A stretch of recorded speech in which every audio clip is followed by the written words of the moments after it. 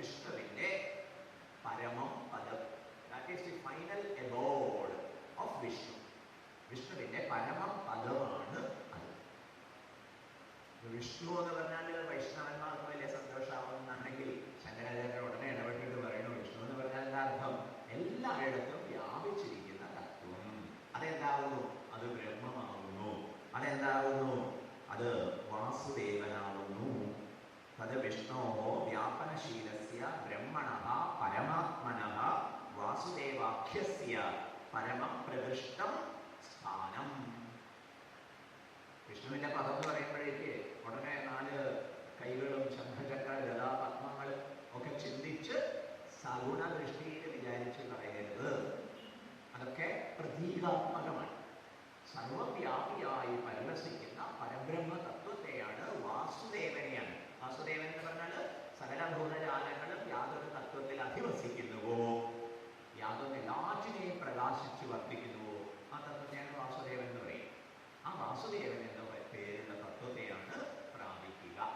അത് സർവോത്കൃഷ്ടമാകുന്നു. ഇങ്ങനെ ഈ പ്രകരണത്തെ ഉപസംഹരിക്കുന്നു. രഥകൽപ്പന.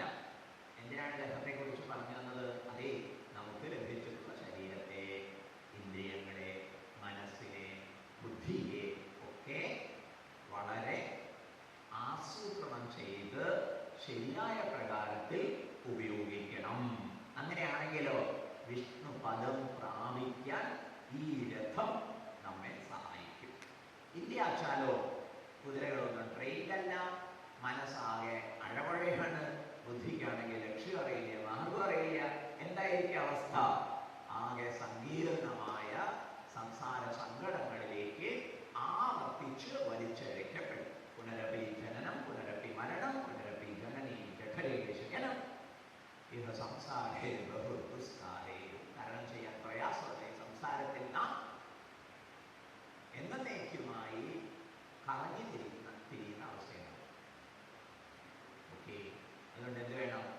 ശരീരവരത്തെക്കുറിച്ച് ശ്രദ്ധയുണ്ടാകട്ടെ.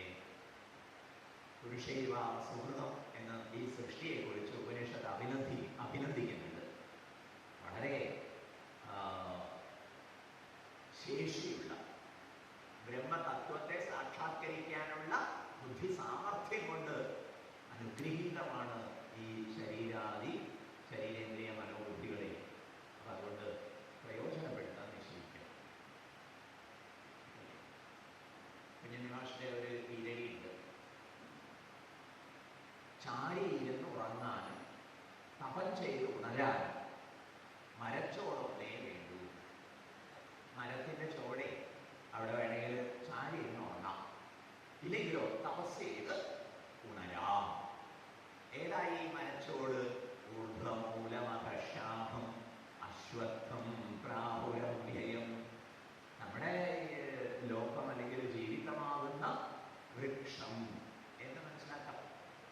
ഇരുപുറവും വരുമാറവസ്ഥയെ പൂത്തൊരുകുടി വന്നു പറന്നുയർന്നുമേവും തരുവിനടിക്കു തപസ്സു ചെയ്തു വാഴും നരനുവരാ നരകം നിനച്ചിടേണം. ശ്രീനാരായണ ഗുരുദേവനും ഒരു മരത്തിന്റെ ചുവട്ടിൽ തപസ് ചെയ്യുന്നതിനെ കുറിച്ച് പറയുന്നുണ്ട്. ഇലയും പിങ്കളയും ഒക്കെ അങ്ങനെയൊക്കെയുള്ള വല്ലികളൊക്കെ പടർന്നു കയറിയിട്ടുള്ള ഈ ശരീരമാകുന്ന വൃക്ഷത്തിന്റെ ചുവട്ടിൽ തപസ്സിരിക്കാൻ പഠിക്കൂ എന്ന് പറയും. അങ്ങനെയാണെങ്കിൽ നരകജയം, തത്വജ്ഞാന സാക്ഷാത്കാരം സാധിക്കും എന്ന് ഓർമ്മിപ്പിക്കുന്നു. പറയാൻ ഉദ്ദേശിച്ചത് ശരീരവരം അത് തിരിച്ചറിഞ്ഞ് ഉപയോഗിക്കാമെങ്കിൽ ജന്മസാഫല്യത്തിന് ഉപകാരമാവും. ഇല്ലാച്ചാലോ സംസാര സങ്കടങ്ങളിലേക്ക്, സങ്കീർണതകളിലേക്ക് ഇതേ ശരീരം നമ്മെ വലിച്ചഴിക്കും. ഈ ഒരു മന്ത്രം ഗംഭീരമാകുന്നു. ഇവിടെ പരം ആപ്നോതി മുച്യതേ സർവസംസാര ബന്ധനൈ. വിഷ്ണുവിന്റെ പദത്തെ പ്രാപിക്കുന്നു എന്ന് പറഞ്ഞാൽ മോചിക്കുന്നു എന്നാണ് അർത്ഥം, മോക്ഷം പ്രാപിക്കുന്നു എന്നാണ് അർത്ഥം. സകല സംസാര ബന്ധനങ്ങളിൽ നിന്നും മുക്തരാവുന്നു എന്നാണ് അർത്ഥം. ഇനി അത് പ്രകൃഷ്ടസ്ഥാനമാണ് എന്ന് പറഞ്ഞല്ലോ. അതിനെക്കുറിച്ച് മനസ്സിലാക്കേണ്ടുന്ന പ്രകാരത്തെ വർണ്ണിക്കുന്നു 10ാമത്തെ മന്ത്രത്തിൽ.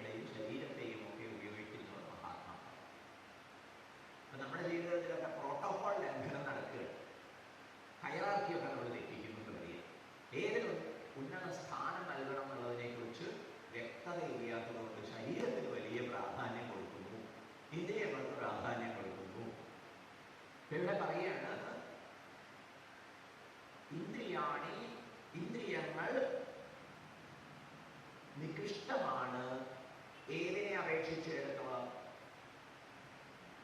തന്മാത്രകളെ സംബന്ധിച്ചിടത്തോളം രൂപരസഗന്ധാദികളെ അറിയാനാണ് ഇന്ദ്രിയങ്ങൾ വിനിയോഗിക്കുന്നത്.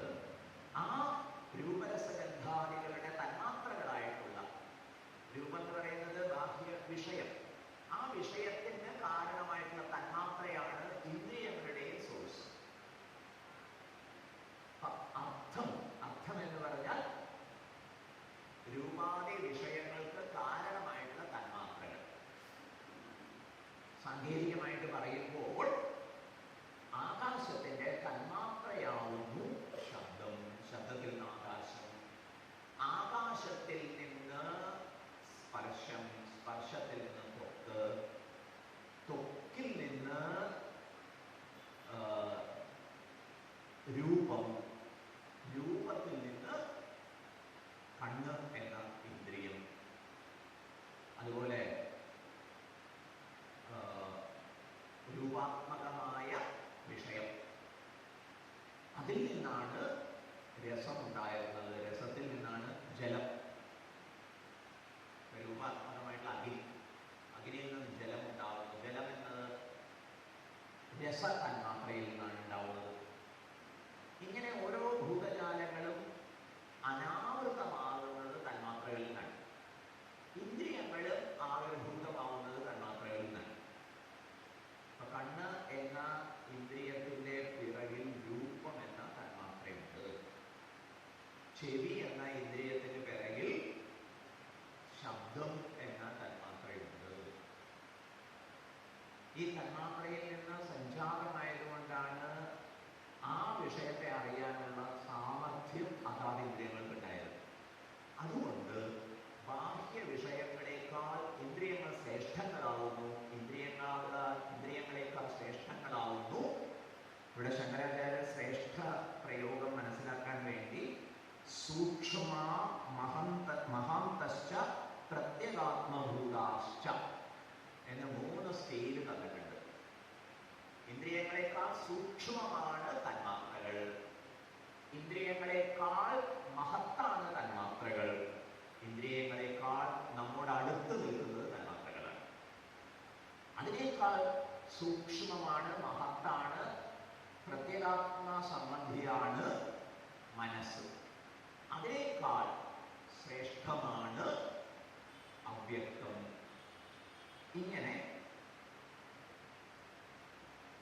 ഇന്ദ്രിയേഭ്യ പരാഹ്യർത്ഥ അർത്ഥേഭ്യശ്ച പരം മനഃ മനസസ്തു പരാ ബുദ്ധി ബുദ്ധേഹേ ആത്മാ.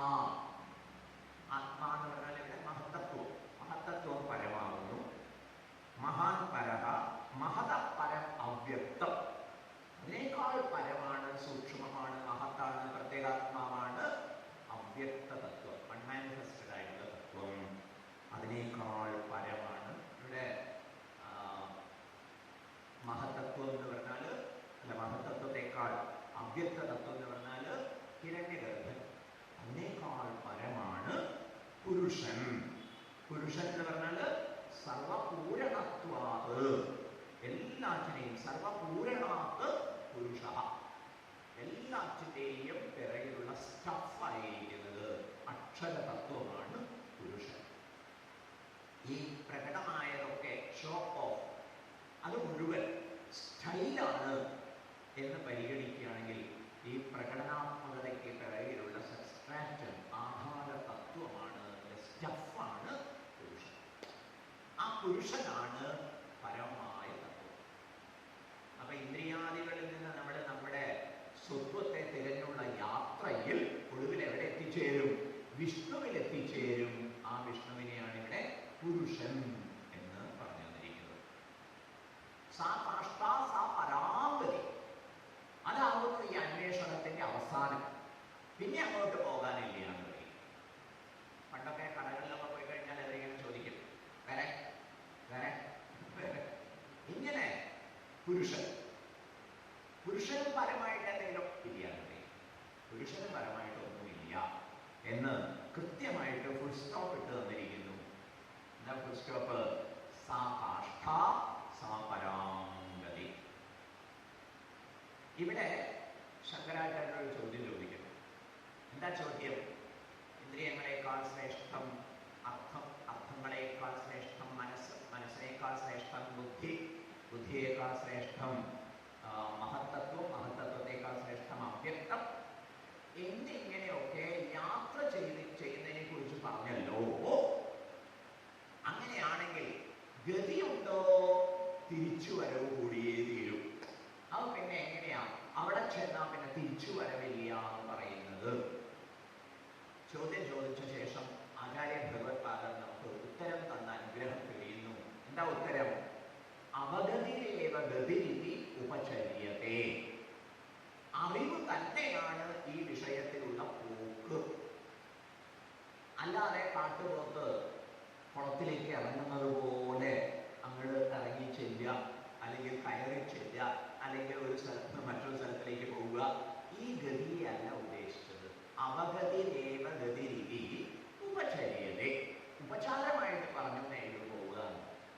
ഉദാഹരണമായിട്ട് കുറെ പേര് സംസാരിച്ച് കിടക്കുന്നു. അപ്പോൾ ഒരാൾക്ക് തീരെ സംസാരിക്കാനൊന്നും പറ്റുന്നില്ല, ഉറക്കം വന്നിട്ട് രക്ഷയില്ല. അപ്പം അയാൾ മറ്റുള്ളവരോട് എന്ത് പറയും? അതെ, നിങ്ങൾ സംസാരിച്ചുകൊണ്ട് കിടക്കുന്നു, എനിക്ക് തീരെ സഹിക്കാൻ പറ്റുന്നില്ല ഉറക്കം വന്നിട്ട്, ഞാൻ ഉറങ്ങാൻ പോവുകയാണ് എന്ന് പറഞ്ഞാൽ വാസ്തവത്തിൽ അയാൾ അവിടെ എണീറ്റ് വേറെ എവിടെയെങ്കിലും പോകണമെന്നല്ലോ അർത്ഥം. ഇതുപോലെയാണ് പോക്കിനെ മനസ്സിലാക്കേണ്ടത്. അവഗതി, അവഗതി എന്ന് പറഞ്ഞാൽ അറിവാണ് ഇവിടെ പോക്ക്. ഇത് പ്രത്യേകം മനസ്സിലായിക്കൊള്ളണം. തുടർന്ന് ആചാര്യസ്വാമികൾ അനധ്വഗാഹ അധ്വസ്സു പാരയിഷ്ണവഃ എന്ന് ഉദ്ധരിക്കുന്നു. ആരാണ് ലക്ഷ്യത്തെ പ്രാപിക്കുന്നത് ചോദിക്കുക. അവർ വഴികളില്ലാത്തവരാണ്, വഴി നടക്കാത്തവരാണ് ലക്ഷ്യത്തെ പ്രാപിക്കുന്നത്.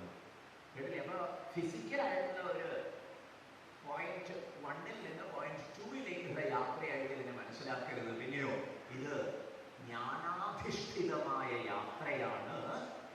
അറിവുകൊണ്ട് ഞാൻ ശരീരമല്ല, ഇന്ദ്രിയങ്ങളല്ല, മനസ്സല്ല, ബുദ്ധിയല്ല, പരമപുരുഷനാണ് എന്ന് സാക്ഷാത്കരിക്കുന്നു. അവഗതിരേവ ഗതിരിതി ഉപചര്യത്തെ അനധ്വഗാഹ അധ്വസ്സു പാരയിഷ്ണവഃ.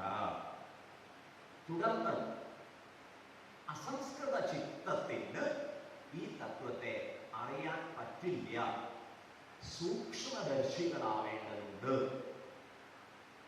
അറിയുക മാത്രമല്ലേ വേണ്ടൂ എന്നാണെങ്കിൽ അറിവ് നേടുന്നതിന് അന്ധക്കരണ ശുദ്ധി വേണം. ഇക്കാര്യം 12ാം മന്ത്രത്തിൽ വ്യക്തമാക്കുന്നു. യേഷ സർവേഷു ഭൂതേഷു ഗൂഢോത്മാന പ്രകാശതേ ദൃശ്യതേ ത്വഗ്രയാ ബുദ്ധ്യാ സൂക്ഷ്മയാ സൂക്ഷ്മദർശിഭിഃ. സൂക്ഷ്മദർശിഭിഃ, സൂക്ഷ്മദർശികളാലേ ഇത് ദർശിക്കപ്പെടുന്നുള്ളൂ. അതിന് ഏകാഗ്ര ബുദ്ധി വേണം എന്ന് പറയാം. ഏകാഗ്ര ബുദ്ധി എന്ന് പറഞ്ഞാൽ സ്റ്റുഡൻസ് ഒക്കെ പരാതിപ്പെടാറുണ്ട്, ഒരു കോൺസെൻട്രേഷൻ കിട്ടുന്നില്ല, കോൺസെൻട്രേഷൻ കിട്ടുന്നില്ല. അവർ പറയുന്ന കോൺസെൻട്രേഷൻ വേറെയാണ്. നമ്മൾ മനസ്സിലാക്കേണ്ടുന്ന ഏകാഗ്രത എന്ന് പറഞ്ഞാൽ വൈവിധ്യങ്ങളിൽ വിരോധിക്കപ്പെടാത്ത ഏകാഗ്രതയാണ്. എന്താ വൈരുദ്ധ്യങ്ങളിൽ വിരോധിക്കപ്പെടാത്ത ഏകാഗ്രത എന്ന് പറഞ്ഞാൽ സകല വൈവിധ്യങ്ങളിലും ഏകസാരമായി പ്രതിസ്പന്ദിക്കുന്ന തത്വത്തെ പരിഗണിക്കുന്ന ഏകാഗ്രത. ലളിതമായ ഒരു പ്രയോഗം, സുപരിചിതമായ പ്രയോഗം ഇതാണ്: നാനാത്വത്തിൽ ഏകത്വം. വൈവിധ്യങ്ങളുണ്ട്, പക്ഷെ ആ വൈവിധ്യങ്ങളിൽ അവിരോധമായൊരു തത്വമുണ്ട്. വ്യത്യസ്തതകളുണ്ട്, പക്ഷെ അതിൽ വൈരുദ്ധ്യമില്ല. വൈവിധ്യമുണ്ട്, വിരോധമില്ല. വ്യത്യസ്തതകളുണ്ട്, വൈരുദ്ധ്യമില്ല. ഈ പ്രയോഗം നമ്മൾ ശരിക്കും മനസ്സിലാക്കണം. കാരണം ഒരിക്കലും ഉപനിഷത്തോ ഭഗവത്ഗീതയോ ഒന്നും ലോകനിഷേധം ഉപദേശിക്കുന്നില്ല. ഈ ലോകത്തെയൊക്കെ മാറ്റി മറിച്ചിട്ടൊന്നും നേടാനല്ല പറയുന്നത്. ഇതൊക്കെ ഇങ്ങനെ ഇരുന്നോട്ടെ, എന്താ പ്രശ്നം എന്നാണ് നമ്മൾ ചോദിക്കേണ്ടത്. ഇതൊക്കെ ഒന്നിന്റെ തന്നെ വിസ്താരം മാത്രമെന്നാണ് മനസ്സിലാക്കേണ്ടത്. അതുകൊണ്ടാണ് അദ്വൈതം എന്ന് പറഞ്ഞത്. അവിടെ ദ്വൈതമുണ്ട്. ആ ദ്വൈതം പക്ഷേ പരസ്പര വിരോധമല്ല, ഏകസാരമാണ്. ഈ വിഷയത്തിൽ സൂക്ഷ്മദർശിയാവുക, ഏകാഗ്രചിത്തനാവുക എന്ന് പറഞ്ഞാൽ സ്റ്റുഡൻസ് ഒക്കെ ആവശ്യപ്പെടുന്നത് എന്താണ്? അവർക്ക് പല വിഷയങ്ങളിലുള്ളതിലൊക്കെ മാറ്റി നിർത്തി ഏതെങ്കിലും ഒരു വിഷയത്തിൽ ലവ് അഫെയറിലൊക്കെ പെട്ടുപോയവരുടെ കഥ അവർക്ക് നല്ല ഏകാഗ്രതയാണെന്ന് പറയും. എന്താ കാര്യം? അവര് മറ്റെല്ലാം മറക്കും, എന്നിട്ട് ഒന്നിൽ കേന്ദ്രീകരിച്ചിരിക്കും. അച്ഛനമ്മയൊക്കെ ചോദിക്കും, എന്ത് കണ്ടിട്ടാടാ, എന്ത് കണ്ടിട്ടാടി? അപ്പൊ അവരുടെ മറുപടി കേട്ടിട്ടുണ്ടോ? അച്ഛാ, എന്റെ കണ്ണുകളിലൂടെ നോക്കൂ. അത് താമസിക ഏകാഗ്രതയാണ്. അത് താമസിക ഏകാഗ്രതയാണ്. എല്ലാറ്റിനെയും അവിഞ്ഞു മാറ്റി ഒന്നിനെ മാത്രം ശ്രദ്ധിക്കുന്ന താമസിക ഏകാഗ്രതയാണ്.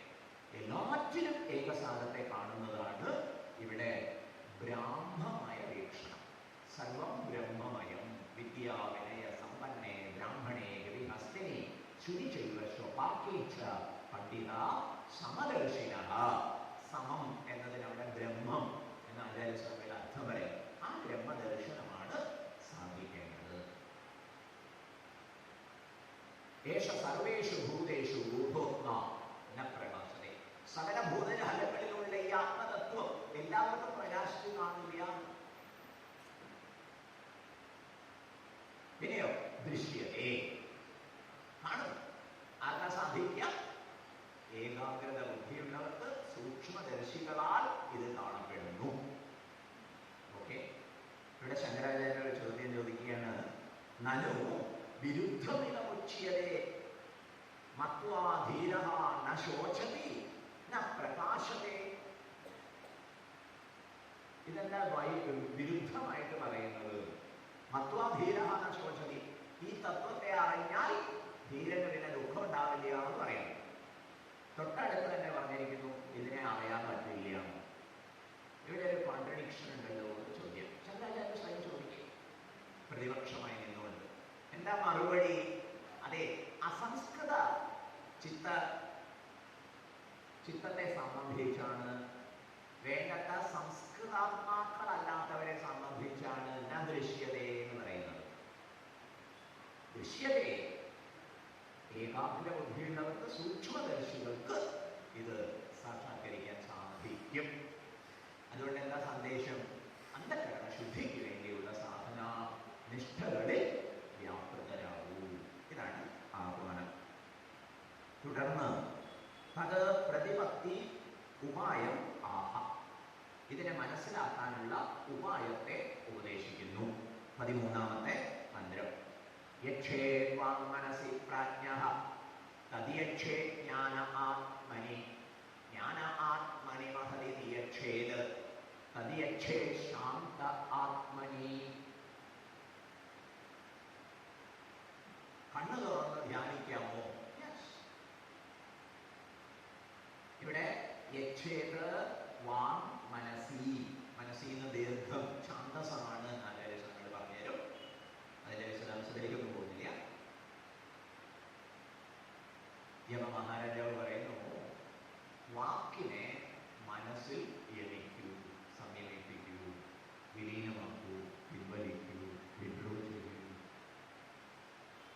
കണ്ണു തുറന്ന് എങ്ങനെയാണ് ധ്യാനിക്കുക? ഒരു പുഷ്പം കാണുമ്പോൾ ആ പുഷ്പത്തെ കാണാൻ സാമർഥ്യം ഏകിയ കണ്ണിന് പിറകിലുള്ള തത്വത്തെക്കുറിച്ച് ചിന്തിക്കും. കേട്ടില്ലേ? ഇത് ഗംഭീരമായ ഒരു യാഗമാണ് എന്ന് പറയും. എന്താ യാഗം? വിഷയത്തെ ഇന്ദ്രിയങ്ങളിൽ ഹോമിക്കുന്നു, ഇന്ദ്രിയത്തെ മനസ്സിൽ ഹോമിക്കുന്നു, മനസ്സിനെ ബുദ്ധിയിൽ ഹോമിക്കുന്നു, ബുദ്ധിയെ സമഷ്ടി ബുദ്ധിയിൽ ഹോമിക്കുന്നു. ഒടുവിലോ ശാന്ത ആത്മനി, നിത്യശുദ്ധ ബുദ്ധമുക്തമായ അക്ഷരസ്വരൂപനിൽ വിലീനമാക്കുക. അങ്ങനെയാണെങ്കിൽ ലോക വ്യവഹാരം ആത്മാനുസന്ധാനത്തിന് തടസ്സമല്ല. എത്രയെത്ര മനോജാതി തത്ര തത്ര സമാധേ. എവിടെ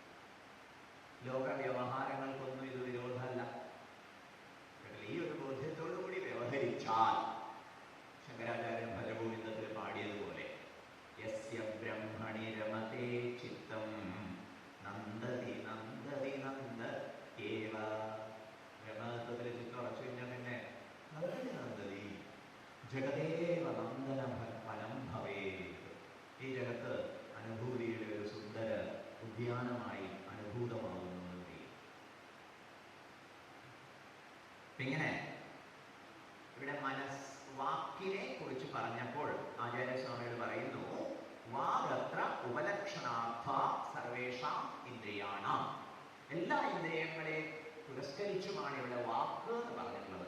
വാക്കുകൊണ്ട് വാക്കിനെ മാത്രമല്ല ഗ്രഹിക്കേണ്ടത്, മറ്റു ഇന്ദ്രിയങ്ങളെയും ഗ്രഹിച്ചോളണം. ആ ഇന്ദ്രിയങ്ങളെ മുഴുവൻ മനസ്സിലേക്ക് സംയമിപ്പിക്കൂ. മനസ്സിനെ ബുദ്ധിയിലേക്കും, ബുദ്ധിയെ സമഷ്ടി ബുദ്ധിയിലേക്കും, ഒടുവിൽ ശാന്തമായ ആത്മതത്വത്തിലേക്കും വിലയിപ്പിക്കൂ. മഹാനാത്മാ ഹിരണ്യഗർഭനിലും ഹിരണ്യഗർഭത്തെ പരമപുരുഷനിലും വിലയിപ്പിക്കൂ. ഇതെങ്ങനെ സാധിക്കും എന്നാണെങ്കിൽ രാഗദ്വേഷങ്ങളെ പുരസ്കരിച്ചുകൊണ്ടാണ് ലോകവ്യാപാരത്തിൽ നമ്മൾ ഏർപ്പെട്ടു പോവുക. ആ ഡ്രൈവിംഗ് ഫോഴ്സ് എന്ന് പറയും. ആ ഡ്രൈവിംഗ് ഫോഴ്സിനെ പിരിച്ചിട്ടാൽ മതി. അതിനുള്ള ഉപായമായിട്ടാണ് കർമ്മയോഗം ഉപദേശിക്കുന്നത്. ഈശ്വരാർപ്പണമാക്കൂ. ക്രമേണ രാഗദ്വേഷരഹിതരാവാനും ശുദ്ധരാവാനും ലോകവ്യവഹാരം നടക്കുമ്പോഴും അകർത്താവായും അഭോക്താവായിട്ടും ഒക്കെ ഇരിക്കാനും നമുക്ക് സാധ്യമാവും. അതിനുവേണ്ടിയാണ് ഈശ്വരാർപ്പണ കർമ്മം ഉപദേശിക്കുന്നത്. യജ്ഞാർത്ഥ കർമ്മണോന്യത്ര ലോകോയം ബന്ധനഃ. യജ്ഞാർത്ഥമല്ലാതെ ചെയ്യുമ്പോൾ കർമ്മം ബന്ധനമാവില്ല. യജ്ഞാർത്ഥം അല്ലാതെ ചെയ്യുമ്പോഴാണ് കർമ്മം ബന്ധനമാവുന്നത്. യജ്ഞാർത്ഥമായിട്ട് ചെയ്യുമ്പോൾ, യജ്ഞാർത്ഥമായിട്ട് കർമ്മം ചെയ്യുമ്പോൾ അത് ബന്ധനമാവില്ല എന്ന് ഗീത ഉപദേശിക്കുന്നു. യജ്ഞാർത്ഥ കർമ്മണോന്യത്ര അയം ലോകഃ ബന്ധനഃ. തദർത്ഥം കർമ്മലബ്ധേ. അതുകൊണ്ട് യജ്ഞാർത്ഥമായിട്ട് കർമ്മം ചെയ്യും. അങ്ങനെയാണെങ്കിൽ ഇത് ശീലിക്കാൻ സാധിക്കുന്നത്. പിന്നെ ഇന്ദ്രിയങ്ങൾ വ്യവഹരിക്കുമ്പോഴും നമുക്ക് ഒരു പ്രശ്നവും ഉണ്ടാവില്ല. കേട്ടല്ലേ? തത്വജ്ഞാനി എന്താ വിചാരിക്കുക? ഗുണാഗുണേഷു വർത്തന്തേ ഇതി മത്വാന സജ്ജതേ. ത്രിഗുണങ്ങൾ ത്രിഗുണങ്ങളിൽ വ്യാപരിക്കുന്നു എന്ന് ഒട്ടാതിരിക്കാൻ തത്വജ്ഞാനിക്ക് സാധിക്കും. അതിന്റെ കഥ ഇവിടെ ഉപദേശിച്ചിരിക്കുന്നു. പിന്നീട് ഗംഭീരമായിട്ടുള്ള ഒരു ആഹ്വാനമാണ്. എന്താ ആഹ്വാനം?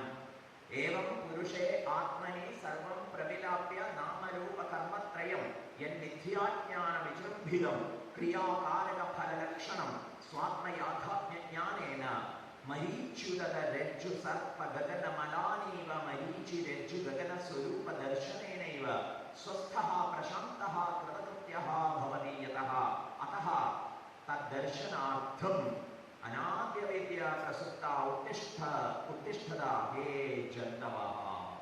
ഹേ ജന്തുക്കളെ, പറയാണ് ഹേ ജന്തുക്കളെ, ജീവനുള്ളവരെ എന്നർത്ഥം. നിങ്ങൾ എന്ത് ചെയ്യേണ്ടതുണ്ട്? ഉത്തിഷ്ഠത, എഴുന്നേൽക്കൂ. എന്നിട്ടോ ജാഗ്രത, ഉണരൂ. ഉണർന്നിട്ടല്ലേ എണീക്കാൻ? ജന്മത്തിൽ നടക്കില്ല. ഉണർന്നു കഴിഞ്ഞാൽ തിരിഞ്ഞു കിടന്ന ഉണരാനുള്ള പ്രവണത ധാരാളമായിട്ടുള്ളത് കൊണ്ട് ആദ്യം എണീക്കൂ. എന്തിനു വേണ്ടി എണീക്കണം? ഏവം ഇപ്രകാരം പുരുഷേ ആത്മനി സർവം പ്രവിലാപ്യ, പരമപുരുഷനിൽ എല്ലാറ്റിനെയും വിലീനമാക്കിയിട്ട് നാമരൂപ കർമ്മത്രയം മിഥ്യാജ്ഞാന വിജൃംഭിതം. നാമം, രൂപം, കർമ്മം ഇതൊക്കെ തന്നെ മിഥ്യയാണ്. മിഥ്യ എന്ന് പറഞ്ഞാൽ ഇല്ലാത്തതെന്നല്ല കേട്ടോ അർത്ഥം. ഉണ്ടായി തരത്ത് നശിക്കുന്നത്. അതിനൊരു മുദ്ര നമുക്ക് ഇങ്ങനെ ശ്രദ്ധിച്ച് ശീലിക്കാം. എന്താ? ഉണ്ടായി നിലനിന്ന് നശിക്കുന്നത്. സമുദ്രത്തിൽ തിരമാലകൾ ഉണ്ടാവുന്നു, വിലീനമാവുന്നു. ഓക്കെ, ഈ മുദ്രയെ ഓർമ്മിച്ചാൽ മതി. ഇതാണ് പ്രപഞ്ചാവസ്ഥ. അതുകൊണ്ട് അതുമായിട്ട് ആസക്തി പുലർത്താതിരിക്കൂ, ആശ്രയത്വം പുലർത്താതിരിക്കൂ. അനാസക്തിയും അനാശ്രയത്വം ഇതൊക്കെ മിഥ്യയാണ്. അതുകൊണ്ട് പരമപുരുഷന്റെ എല്ലാം വിലയിപ്പിക്കൂ. ക്രിയാകാരക ഫലലക്ഷണം, ഇതാണ് ലോകത്തിന്റെ പ്രകൃതം. സ്വാത്മയാഥാത്മ്യജ്ഞാനേന, ഇതെപ്പോഴേ സംഭവിക്കുള്ളൂ? ആത്മബോധം കൊണ്ടേ ഇത് മിഥ്യയാണെന്ന് അറിഞ്ഞ് സ്വസ്ഥരാവാൻ സാധിക്കുള്ളൂ. ഈ സ്വസ്ഥതയ്ക്കായിക്കൊണ്ട് മരീച്യുതക രജ്ജു സർപ്പ ഗഗന മലാനീവ മരീചി രജ്ജു ഗഗന സ്വരൂപ ദർശനേനൈവ സ്വസ്ഥഃ പ്രശാന്ത കൃതകൃത്യഃ ഭവതി യതഃ. മരീചി, മരുഭൂമിയിൽ വെള്ളം മിഥ്യയാണ്. മരുഭൂമിയുടെ ദർശനം സാധിക്കാത്തതുകൊണ്ടാണ് വെള്ളം കണ്ടുകൊണ്ടിരിക്കുന്നത്. പാമ്പ് കയറിനെ കാണാത്തതുകൊണ്ടാണ് പാമ്പിനെ കാണുന്നത്. ആകാശത്തിന് വാസ്തവത്തിൽ മലം ഇല്ല, അതിന് രൂപമില്ല, മാലിന്യമില്ല. അത് കാണാതിരിക്കുമ്പോൾ, ആകാശത്തെ കാണാതിരിക്കുമ്പോൾ ഇതൊക്കെ കാണും. അപ്പൊ സ്വരൂപ ദർശനം കൊണ്ട് മിഥ്യയെ എന്ന് അറിയാൻ സാധിക്കും. വെള്ളം കണ്ടതിന് ശേഷം അത് മരുഭൂമിയാണ്, അവിടെ വെള്ളമില്ല മനസ്സിലാക്കിയാൽ ചിലപ്പോൾ ദൂരെ നിന്ന് നോക്കുമ്പോൾ